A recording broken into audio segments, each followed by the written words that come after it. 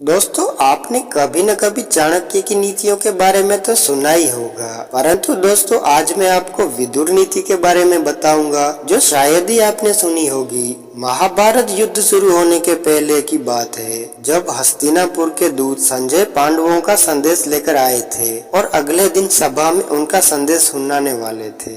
उसी रात महाराज धृतराष्ट्र बहुत व्याकुल थे और उन्हें नींद नहीं आ रही थी। तब उन्होंने महामंत्री विदुर को बुलाया। कुछ समय पश्चात महामंत्री विदुर राजमहल में महाराज के पास पहुँचे। धृतराष्ट्र ने विदुर को अपनी व्याकुल मन की व्यथा समझाई और कहा कि जब से संजय पांडवों के यहाँ से लौटकर आया है तब से मेरा मन बहुत अशांत है। संजय कल सभा में सभी के सामने क्या कहेगा, यह सोच सोच कर मन व्याकुल हो रहा है और नींद नहीं आ रही है। यह सुनकर विदुर ने महाराज से महत्वपूर्ण नीतियों की बात कही और कहा कि जब कोई व्यक्ति, चाहे वो स्त्री हो या पुरुष, दोनों के जीवन में यह चार बातें होती हैं। जब उसकी नींद उड़ जाती है और मन अशांत रहने लग जाता है। यह चार बातें कौन कौन सी है, तो चलिए इसे जानते हैं। पहली बात, विदुर ने धृतराष्ट्र से कहा कि यदि किसी व्यक्ति के मन में काम भाव जाग जाए तो उसकी नींद उड़ जाती है और जब तक उस व्यक्ति की काम भावना तृप्त नहीं हो जाती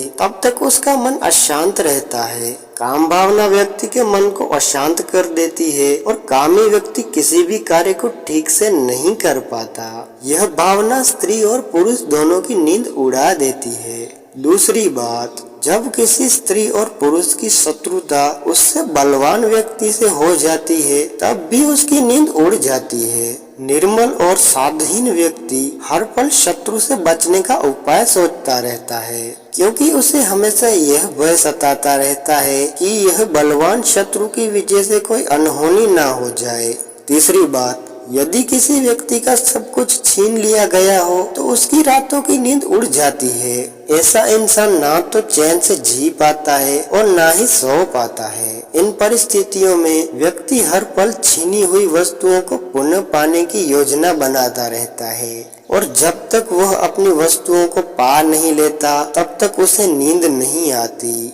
चौथी बात, यदि किसी व्यक्ति की प्रवृत्ति चोरी की है और उसे चोरी करने की आदत पड़ गई है और दूसरों का धन चुराने की योजनाएं बनाता रहता है, उसे भी नींद नहीं आती।